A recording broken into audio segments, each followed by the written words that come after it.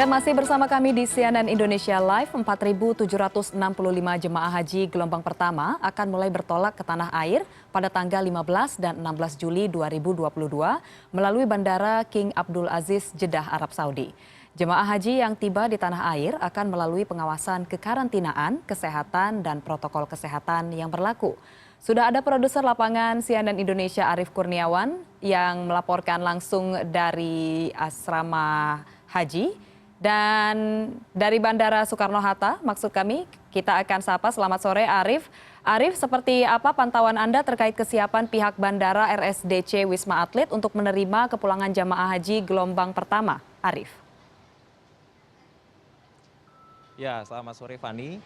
Memang betul sekali sebanyak 4.765 jamaah haji untuk gelombang pertama itu akan kembali ke tanah air mulai 15 Juli 2022 tepatnya pada pukul 10 malam. Dan informasi yang kami himpun dari petugas Bandara Soekarno-Hatta itu nanti untuk jamaah yang datang itu akan dibagi menjadi beberapa kloter. Jadi sebanyak 4.765 itu tidak hanya satu kloter saja namun terbagi menjadi beberapa kloter.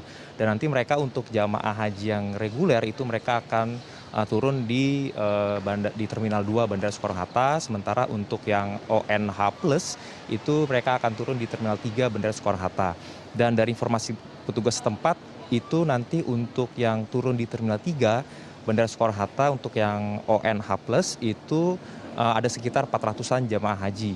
Dan itu nanti mereka akan mulai tiba secara bertahap mulai Jumat malam 15 Juli 2022 sampai dengan Sabtu malam 16 Juli 2022. Dan informasi dari Budi Silvana, Kepala Pusat Kesehatan Haji Kementerian Kesehatan, yang mengatakan proses screening dan juga pemeriksaan kesehatan jamaah haji itu sudah dilakukan sejak jamaah berada di Arab Saudi sendiri. Namun Budi Silvana menjelaskan ia mengakui tidak ada tes PCR ataupun antigen kepada para jamaah haji. Jadi jamaah haji itu hanya diperiksa melalui pengukuran suhu dan juga observasi gejala.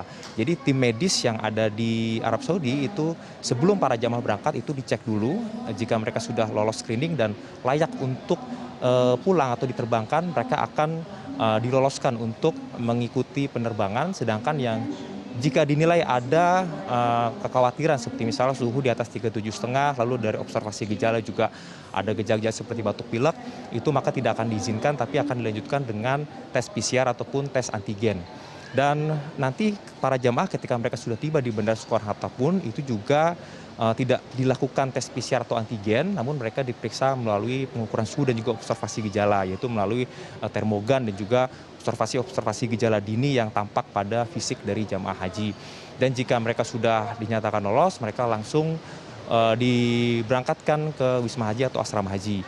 Dan menurut keterangan Budi Silvana, itu nanti setiap jamaah haji akan diberikan K3JH atau Kartu Kewaspadaan Kesehatan Jamaah Haji, di mana para jamaah haji secara mandiri memantau kesehatannya sendiri selama 21 hari. Jadi jika tidak ada keluhan, ya mereka akan dinyatakan sudah bebas dari ancaman-ancaman penyakit seperti COVID-19. Dan jika memang ada keluhan seperti batuk, pilek, atau mulai terasa demam, itu para jamaah haji diminta secara mandiri untuk segera memeriksakan diri ke fasilitas kesehatan.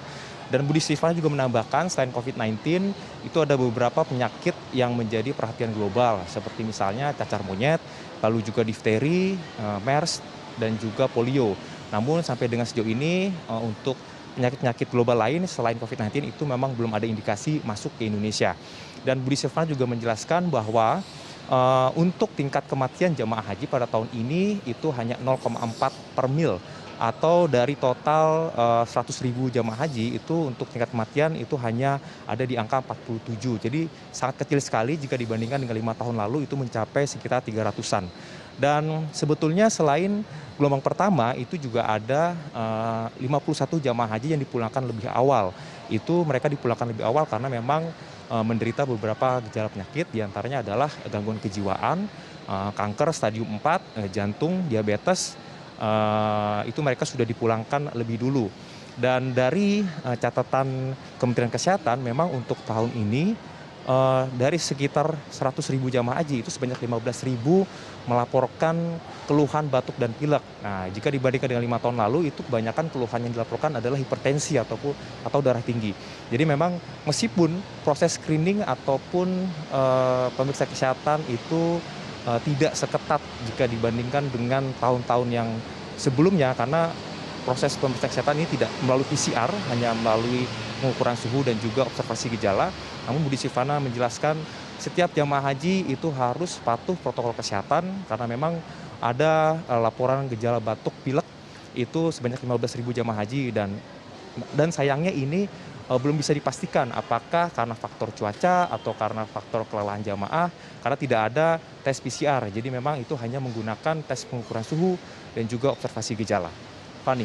Ya, lalu Arief, jika setibanya di Indonesia ada jemaah yang positif COVID-19, apakah kemudian jemaah ini harus melalui serangkaian prosedur terlebih dahulu atau langsung dibawa ke RSDC Wisma Atlet, Arief?